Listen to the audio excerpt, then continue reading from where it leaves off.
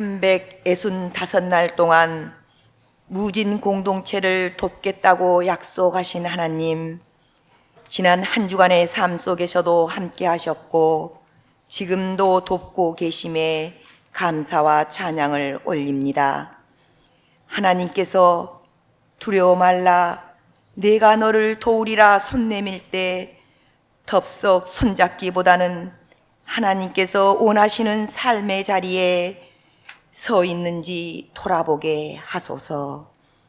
지금 드리는 예배가 앉아서만 드려지지 않고 손과 발로 예배하는 삶으로 건너갈 수 있는 담대한 용기를 주시길 간절히 원하옵나이다. 따뜻하신 사랑의 하나님, 우리의 탐욕과 불의로 지구는 황폐화되고 기후위기 속에서 어렵고 힘든 자들의 추운 겨울은 참으로 고통스럽습니다. 이들을 향해 하나님께 기도하는 삶을 넘어 그들에게 도움의 손길을 먼저 내밀 수 있는 따뜻한 무진 공동체가 되게 하시옵소서. 돈이 주인 노릇하고 있는 세상 가운데서 하나님을 믿고 의지한다 하지만 참인지 거짓인지 분간할 수 없는 넘쳐나는 정보들 속에서 우리의 삶은 온종일 SNS에 지배당하고 있습니다. 주여, 어찌하오리까? 어찌 살아가야겠습니까?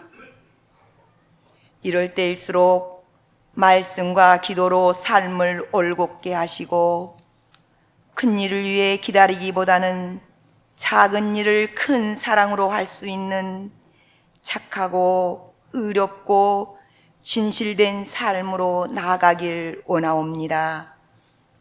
무진 공동체가 드리는 오늘 예배는 성도 한 분 한 분이 자신을 선물로 내놓은 거룩한 산 제사입니다.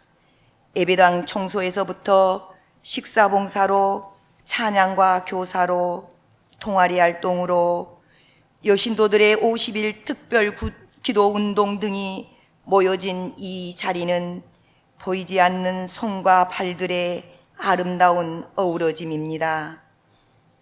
이러한 모습들이 새로 부임하신 이대영 전도사님께는 큰 희망이 되게 하시고 무진 공동체를 통해 하나님께서 원하시는 목회자로 성장할 수 있도록 합심하여 기도하게 하시옵소서. 오늘 거룩한 예배를 위해 단위에 세우신 장간철 목사님의 강건함을 바라는 우리 성도들의 기도 소리가 하나님의 마음을 움직여서 목사님의 입술로 선포되는 은혜의 말씀이 한 주간을 힘차게 살아내는 예배가 되길 간절히 바라오며 예수 그리스도 이름으로 기도드리옵니다. 하나님 말씀입니다. 구약 성경 이사야 60장입니다. 구약 성경 1041쪽에 있습니다. 구약 성경 1041쪽 이사야 60장 1절부터 3절 말씀입니다. 구약 성경 이사야 60장 1절부터 3절 함께 교독하겠습니다. 일어나라, 빛을 발하라. 이는 내 빛이 이르렀고 여호와 영광이 내 위에 임하였음이니라.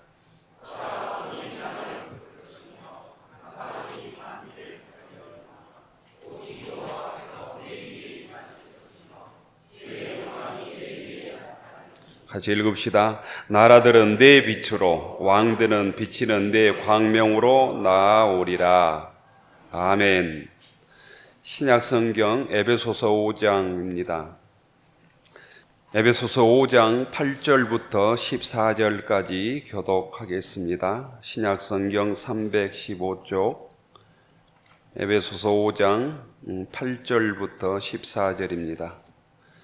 너희가 전에는 어둠이더니 이제는 주 안에서 빛이라. 빛의 자녀들처럼 행하라.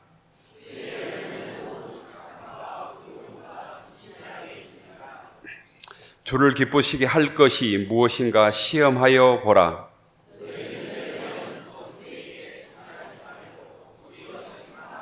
그들이 은밀히 행하는 것들은 말하기도 부끄러운 것들이라.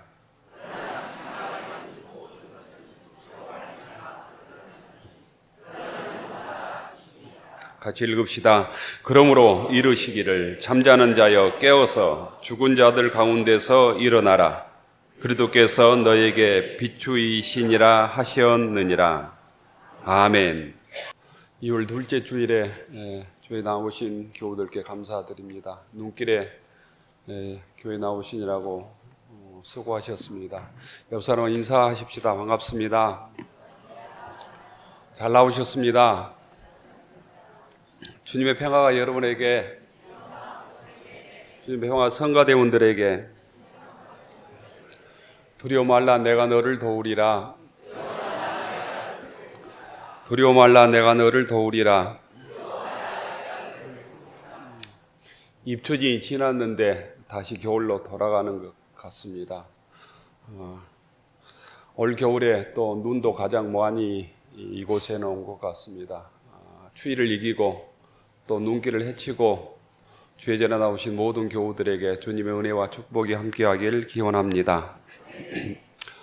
추위에 건강관리 잘 하시고 또 감기 걸리지 않도록 조심하시면 좋겠습니다. 눈이 많이 와서 교회에 못 나오신 교우들도 꽤 계십니다. 러시아에 우리가 알고 있는 유명한 소설가가 톨스토이인데요. 톨스토이가 자기 인생의 말년에 쓴 그 소설집이 하나 있습니다. 그게 세 가지 질문이라고 하는 소설인데요. 톨스토이가 단편 소설 세 가지 질문에서 이렇게 얘기한 적이 있습니다.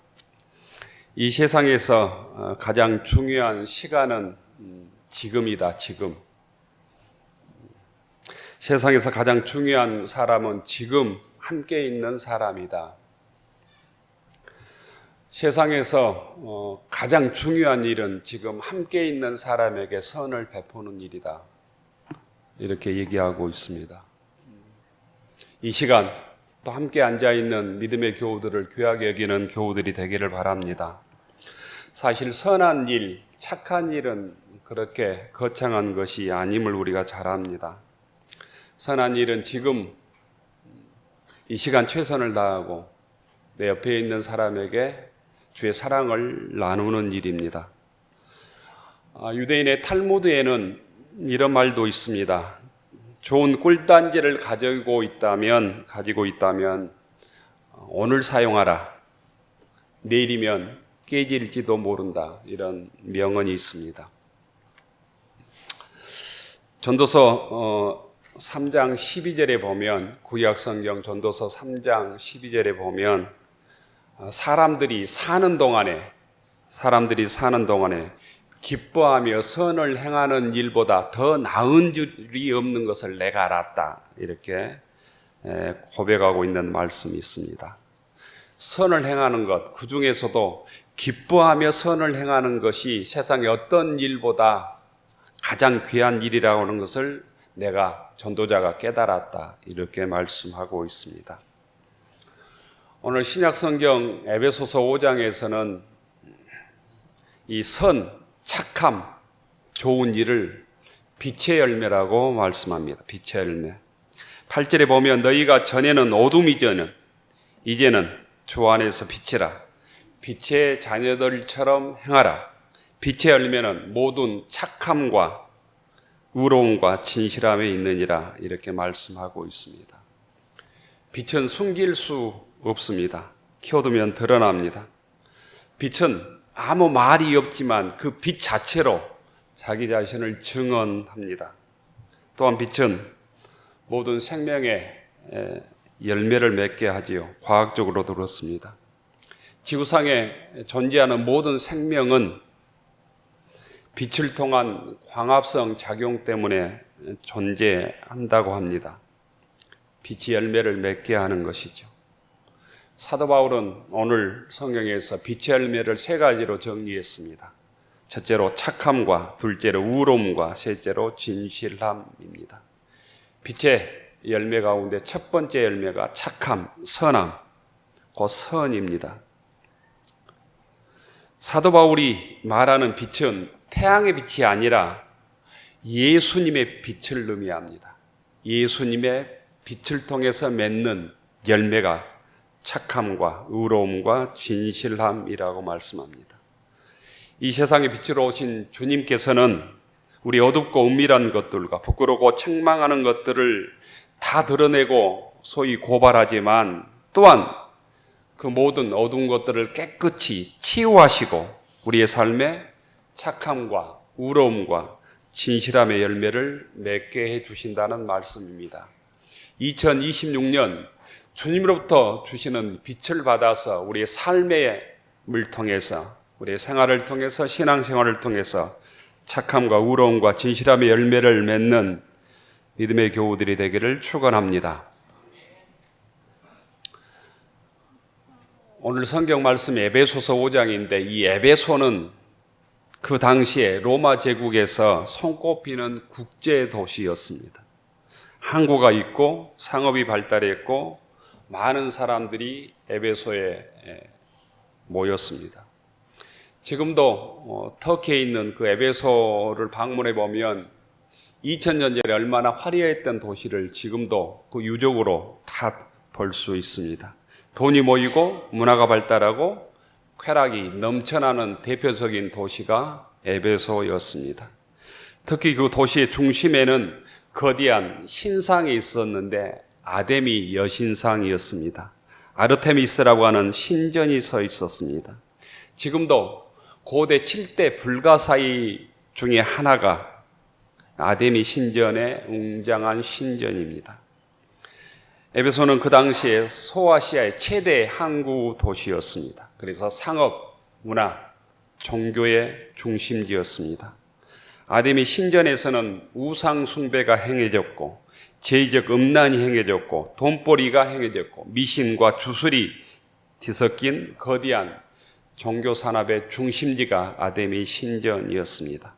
사람들은 그곳에서 점을 치고 부적을 사고 팔고 마술책을 읽으며 신의 욕망으로 온갖 인간의 욕망을 채웠습니다. 사도행전에 보면 에베소 사람들이 예수 믿고 마술책을 모아다가 불태웠다라는 기록도 있습니다. 그만큼 에베소는 주술과 마술과 미신의 도시였습니다. 그런데 그곳에 에베소 교회가 세워졌습니다.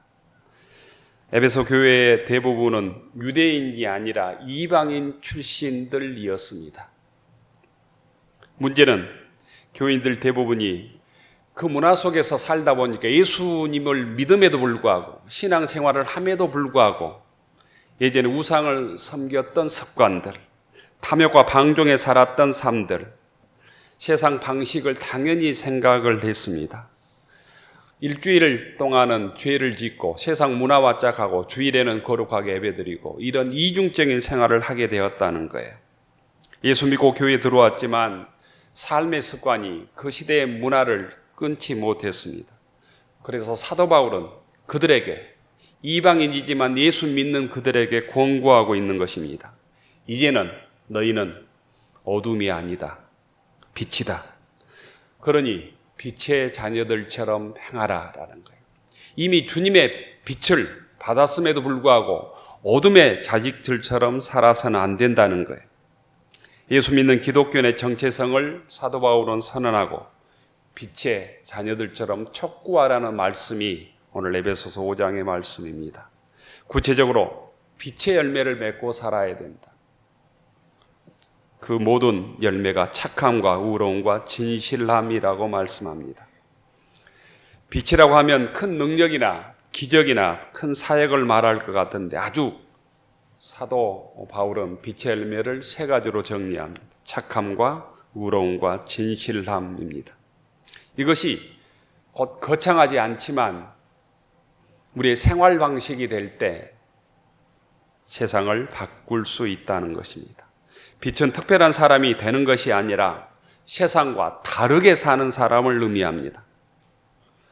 첫째로 빛의 열매에서 착함입니다. 선함입니다.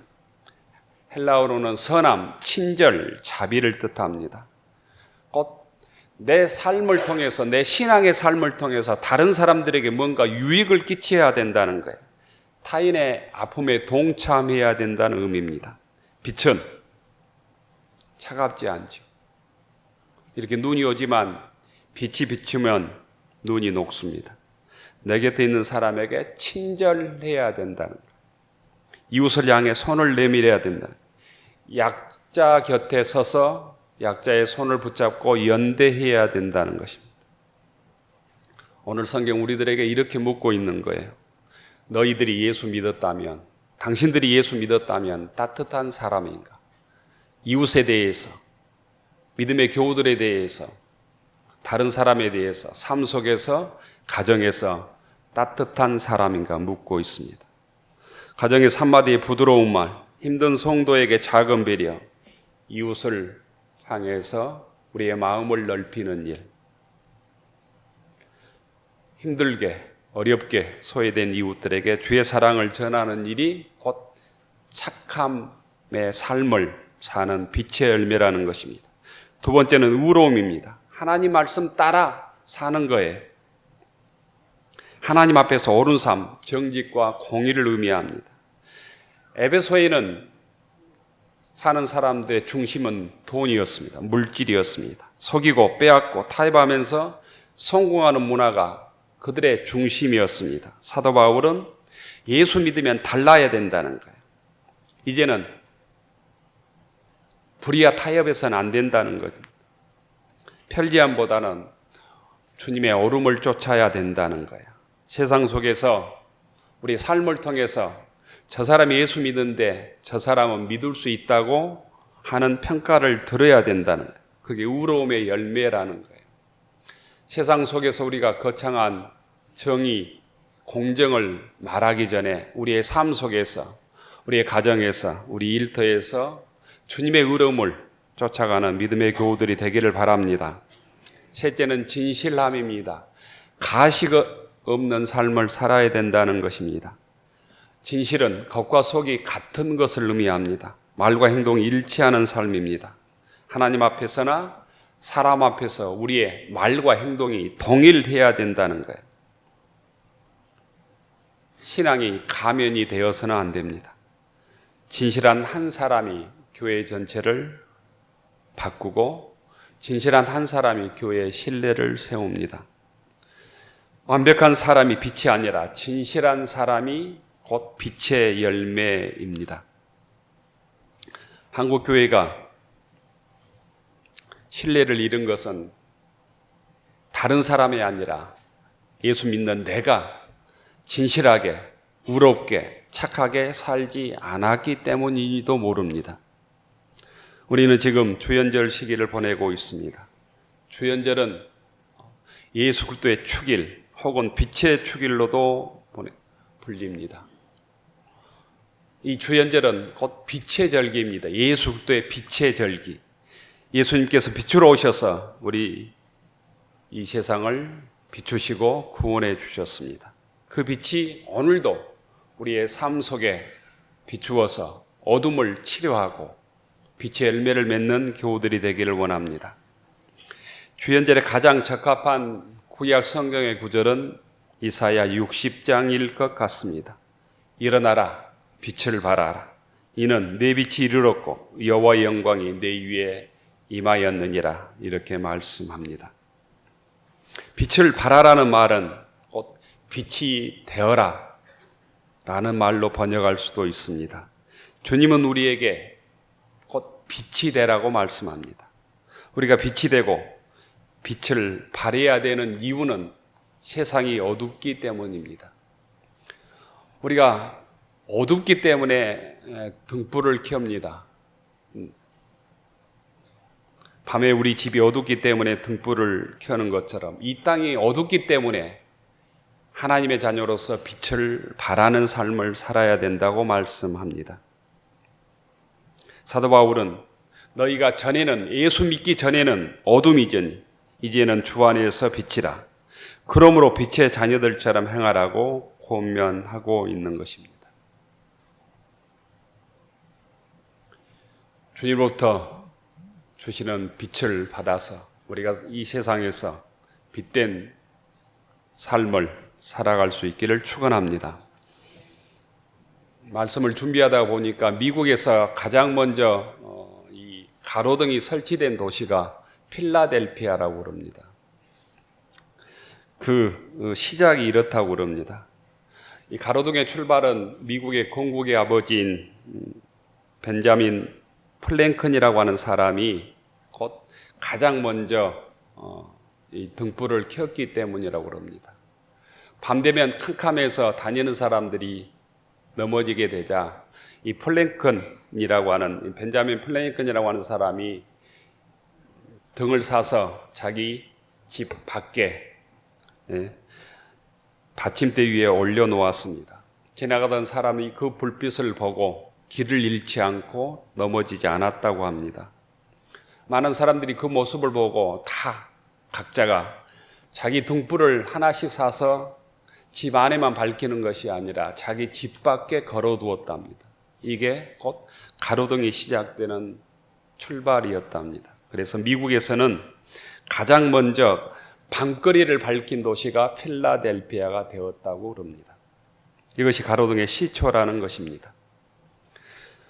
사람들은 세상이 너무 어둡다고 불평합니다. 그러나 작은 등잔 하나씩 밝히면 온 세상이 밝아집니다.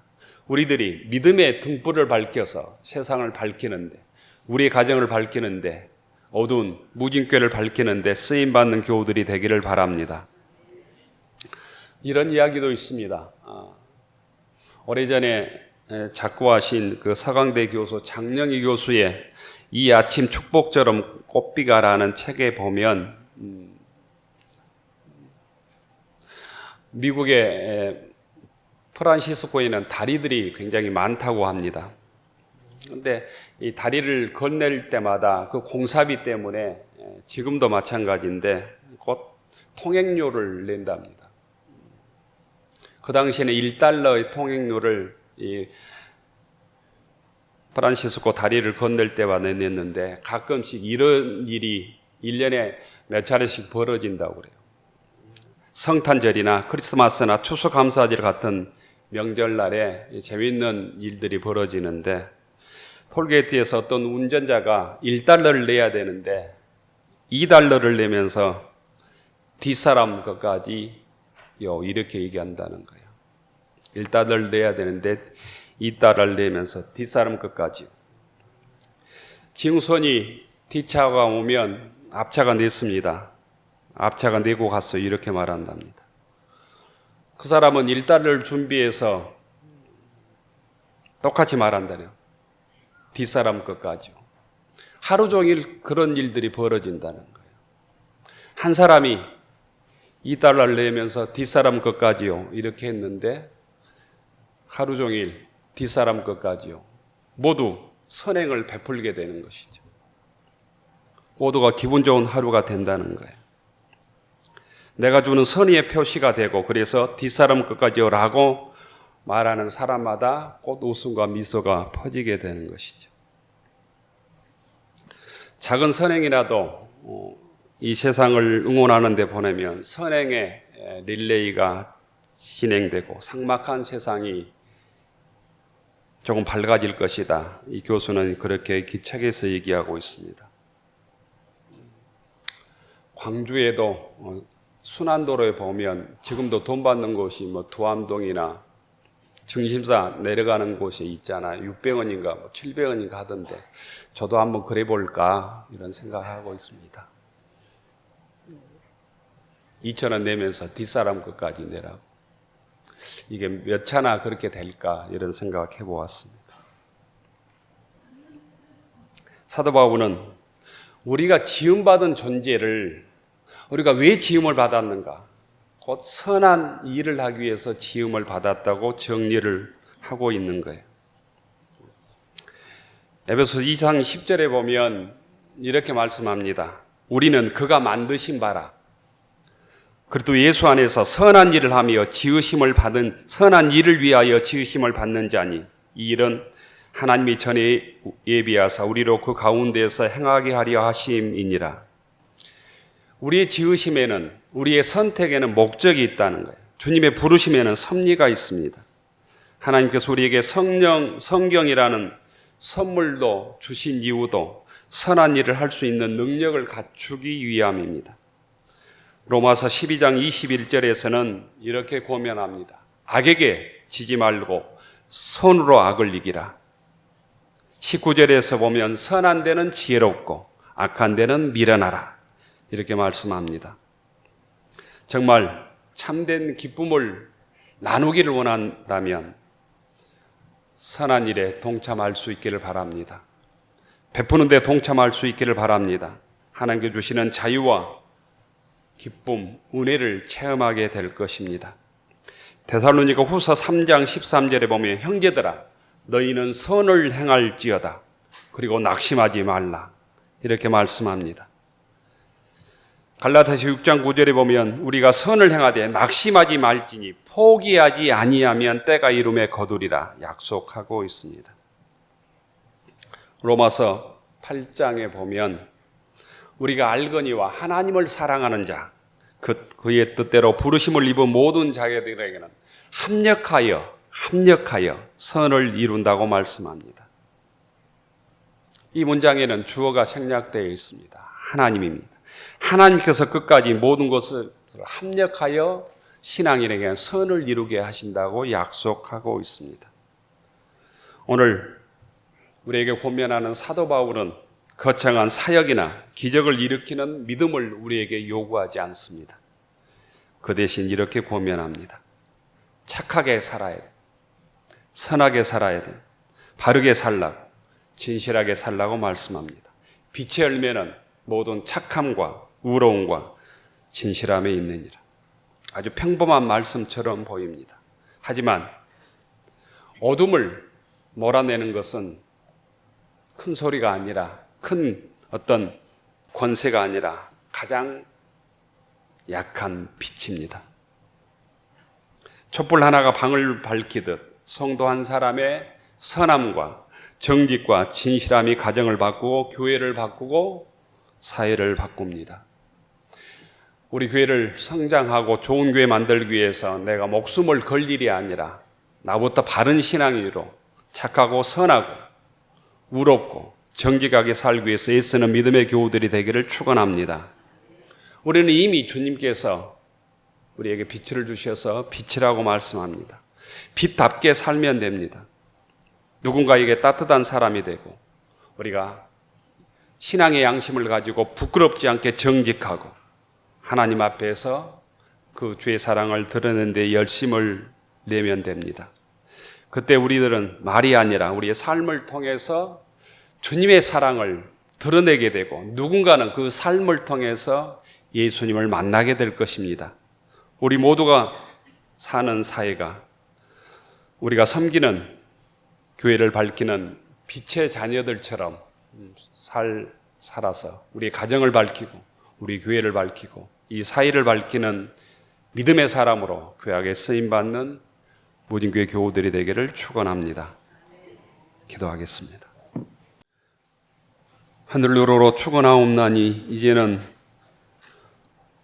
어둠에서 불러내시어 그리스도의 빛 안에서 빛의 자녀로 삼아주신 예수 그리스도의 은혜와 우리를 끝까지 사랑하시며 착함과 우러움과 진실함의 열매를 맺게 하시는 하나님의 그 크신 사랑하심과 세상 속에서 빛으로 살아가도록 인도하시는 성령님의 감동 감화 위로 교통하심이 주의 자녀로 우리께 거룩한 성도로 빛의 자녀로 살아가기로 다짐하는 교우들 머리 위에 우리 가정과 일터 위에 우리의 자녀들 위에 이제로부터 영원까지 함께하여 주시기를 간절히 축원하옵나이다. 아멘.